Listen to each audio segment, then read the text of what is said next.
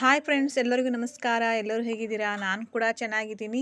ಇವತ್ತಿನ ವಿಷಯ ಬಂದು ಹೇರ್ ಗ್ರೋತು ಹೇಗೆ ಮಾಡ್ಕೊಳ್ಳೋದು, ಮನೆಯಲ್ಲೇ ಕಡಿಮೆ ಪದಾರ್ಥಗಳನ್ನು ಬಳಸ್ಕೊಂಡು, ಅಂದರೆ ಮನೆಯಲ್ಲಿರೋ ವಸ್ತುಗಳನ್ನು ಬಳಸ್ಕೊಂಡು ನಾವು ಹೆಲ್ದಿಯಾಗಿ ಹೇರ್ನ ಬೆಳೆಸ್ಬೋದು ಅನ್ನೋದನ್ನು ಈ ವಿಡಿಯೋದಲ್ಲಿ ತೋರಿಸ್ಕೊಡ್ತಾ ಇದ್ದೀನಿ ಫ್ರೆಂಡ್ಸ್. ಯಾವುದೇ ರೀತಿ ಖರ್ಚಿಲ್ಲದೇ ಮನೆಯಲ್ಲಿರೋ ವಸ್ತುಗಳನ್ನ ಬಳಸ್ಕೊಂಡು ನಾನು ಈಸಿಯಾಗಿ ನಿಮಗೆ ಹೇರ್ ಪ್ಯಾಕ್ ಮಾಡ್ಕೊಳ್ಳೋದು ಹೇಗೆ, ಗ್ಯಾಪಲ್ಲಿರೋ ಹೇರನ್ನ ಹೇಗೆ ಕವರ್ ಮಾಡ್ಕೊಳ್ಳೋದು ಅನ್ನೋದನ್ನು ನಾನು ತೋರಿಸ್ತಾ ಇದ್ದೀನಿ. ಯಾರೂ ಕೂಡ ವಿಡಿಯೋನ ಸ್ಕಿಪ್ ಮಾಡದೆ ಎಂಡ್ವರೆಗೂ ನೋಡಿದರೆ ತುಂಬ ಚೆನ್ನಾಗಿ ನಿಮಗೆ ಗೊತ್ತಾಗುತ್ತೆ ಯಾವ ಥರ ನಾವು ಹೇರ್ ಗ್ರೋತ್ನ ಮಾಡ್ಕೊಳ್ಳೋದು ಮನೆಯಲ್ಲಿನೇ ಸಿಂಪಲ್ ಆಗಿರೋ ಐಟಮ್ಸ್ಗಳನ್ನ ಬಳಸ್ಕೊಂಡು ಅನ್ನೋದು. ಅದಕ್ಕಿಂತ ಮೊದಲು ಯಾರೆಲ್ಲ ಇನ್ನೂ ನಮ್ಮ ಚಾನಲ್ನ ಸಬ್ಸ್ಕ್ರೈಬ್ ಮಾಡ್ಕೊಂಡಿಲ್ಲ ಅವರೆಲ್ಲ ದಯವಿಟ್ಟು ಸಬ್ಸ್ಕ್ರೈಬ್ ಮಾಡ್ಕೊಳ್ಳಿ ಫ್ರೆಂಡ್ಸ್. ಬನ್ನಿ ಫ್ರೆಂಡ್ಸ್, ವಿಡಿಯೋನ ಸ್ಟಾರ್ಟ್ ಮಾಡೋಣ.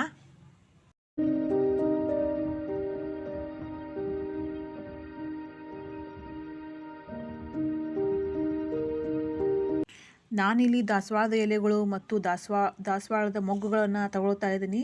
ದಾಸವಾಳದ ಮೊಗ್ಗು ಮತ್ತು ಎಲೆಗಳು ಕೂದಲು ಉದುರೋದನ್ನು ಕಡಿಮೆ ಮಾಡಿ ತಲೆಹೊಟ್ಟನ್ನು ನಿವಾರಿಸಿ ಮತ್ತು ಕೂದಲಿನ ಬೆಳವಣಿಗೆಯನ್ನು ಉತ್ತೇಜಿಸಲು ಸಹಾಯ ಮಾಡುತ್ತೆ.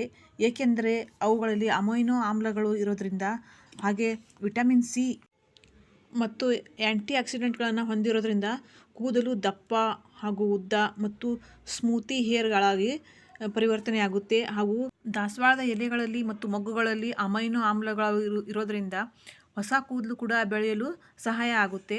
ದಾಸವಾಳದ ಎಲೆಗಳು ಮತ್ತು ಹೂವುಗಳು ಅಥವಾ ಮೊಗ್ಗುಗಳಲ್ಲಿ ಲೋಳೆ ಭಾಗ ಇರೋದ್ರಿಂದ ನೈಸರ್ಗಿಕ ಕಂಡೀಷನರ್ ಆಗಿ ಕೂಡ ಕಾರ್ಯನಿರ್ವಹಿಸುತ್ತೆ. ಇದು ಕೂದಲು ಮೃದು ಮತ್ತು ಬಲವಾಗಿ ಮಾಡುತ್ತೆ ಅಂತ ನಾವು ಹೇಳ್ಬೋದು.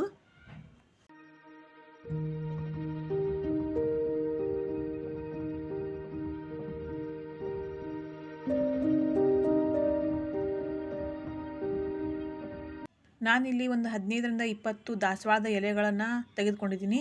8ರಿಂದ 10 ದಾಸವಾಳದ ಮೊಗ್ಗುಗಳನ್ನು ತಗೊಂಡಿದ್ದೀನಿ.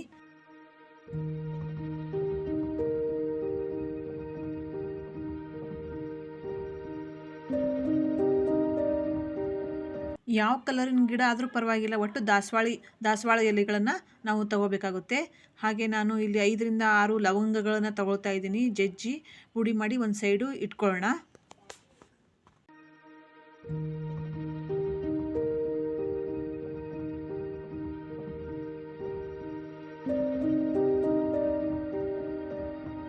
ಲವಂಗಗಳು ಕೂಡ ಕೂದಲು ಬೆಳವಣಿಗೆಗೆ ತುಂಬ ಸಹಾಯಕಾರಿಯಾಗಿದೆ. ಹಾಗಾಗಿ ನಾನು 5ರಿಂದ 6 ಲವಂಗಗಳನ್ನು ಜಜ್ಜಿ ಪುಡಿ ಮಾಡಿ ಪಾತ್ರೆಯಲ್ಲಿ ಹಾಕ್ತಿದ್ದೀನಿ. ಲವಂಗವನ್ನು ಕೂಡ ನೀರಲ್ಲಿ ಹಾಕಿ ಕುದಿಸ್ಕೊಳ್ಳೋದ್ರಿಂದ ಇದರಲ್ಲಿರೋ ಅಂಶ ಬಿಡುಗಡೆ ಆಗುತ್ತೆ. ಹಾಗೆ ಕೂದಲು ತುಂಬಾ ಚೆನ್ನಾಗಿ ಗ್ರೋತ್ ಆಗುತ್ತೆ.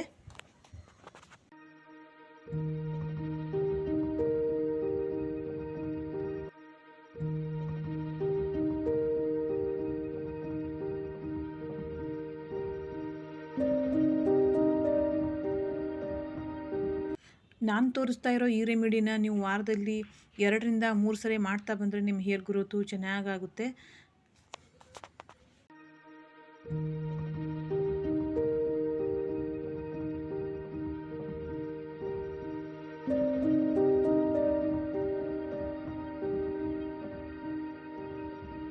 ನೆಕ್ಸ್ಟ್ ನಾನು ತಗೊಳ್ತಾ ಇರೋದು ಮೆಂತ್ಯ ಕಾಳುಗಳನ್ನ ತಗೊಳ್ತಾ ಇದ್ದೀನಿ. ಒಣ ಮೆಂತ್ಯ ಕಾಳುಗಳನ್ನ ತಗೊಳ್ಳೋಣ. ಮೆಂತ್ಯ ಕಾಳುಗಳು ಕೂದಲು ಉದುರೋದನ್ನು ಕಡಿಮೆ ಮಾಡುತ್ತೆ. ಹಾಗೆ ಕೂದಲು ಬೆಳವಣಿಗೆನ ಉತ್ತೇಜಿಸುತ್ತೆ.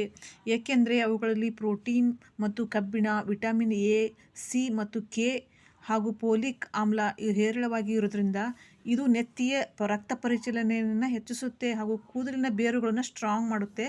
ಹಾಗಾಗಿ ನಾನು ಮೆಂತ್ಯ ಕಾಳುಗಳನ್ನ ತಗೊಳ್ತಾ ಇದ್ದೀನಿ.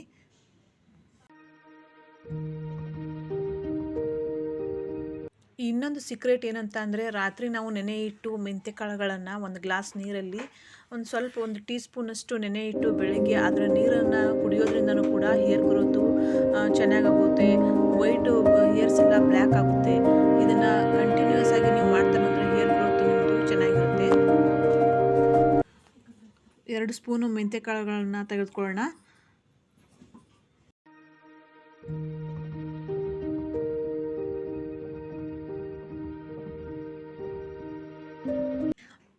ದೊಡ್ಡ ಗ್ಲಾಸಲ್ಲೇ 2 ಗ್ಲಾಸು ನೀರು ತಗೊಳ್ಳೋಣ. ಸುಮಾರು 15ರಿಂದ 20 ನಿಮಿಷ ಕುದಿಸ್ಕೊಳ್ಬೇಕಾಗುತ್ತೆ.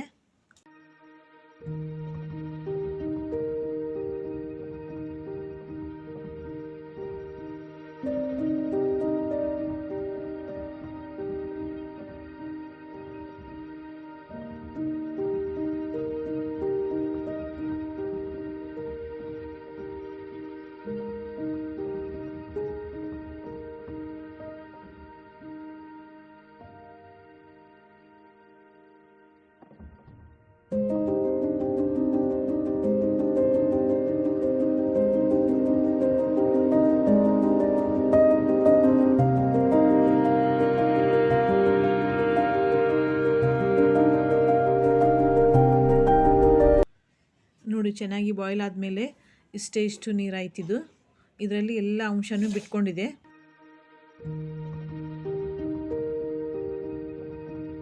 ಹಾಗೆ ಇದನ್ನು ಸೈಡಲ್ಲೇ ತೆಗೆದಿಟ್ಕೊಳ್ಳೋಣ. ಹಾಗೆ ಒಂದು ಬೌಲ್ ತೊಗೊಂಡಿದ್ದೀನಿ.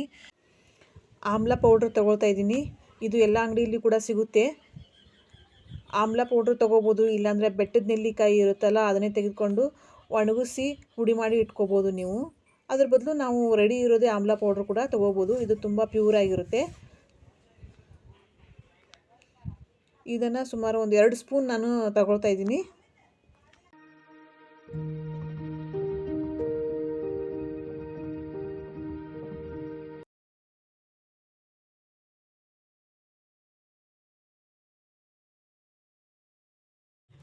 ಎರಡು ಸ್ಪೂನು ಆಮ್ಲ ಪೌಡ್ರು ಮತ್ತು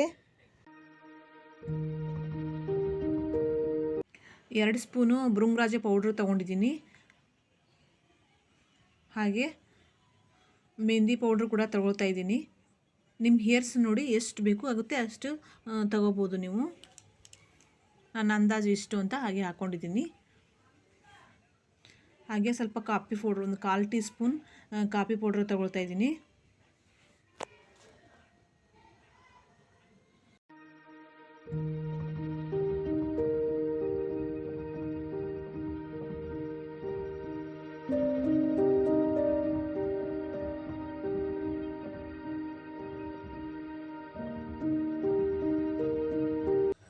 ದಾಸವಾಳ ಎಲೆ ಮತ್ತು ಮೊಗ್ಗುಗಳನ್ನು ಹಾಕಿ ಕುದಿಸಿ ಇಟ್ಕೊಂಡಿದ್ನೆಲ್ಲ ಆ ರಸನ ತೆಗೆದುಕೊಂಡು ಮಿಕ್ಸ್ ಮಾಡ್ಕೊಳ್ಳೋಣ. ಪೇಸ್ಟ್ ಥರ, ಸ್ಮೂತಿ ಪೇಸ್ಟ್ ಥರ ಆಗಬೇಕು. ಎಲ್ಲೂ ಗಂಟು ಆಗ್ದಂಗೆ ಚೆನ್ನಾಗಿ ಸ್ಮೂತಾಗಿ ಮಾಡ್ಕೊಳ್ಳೋಣ.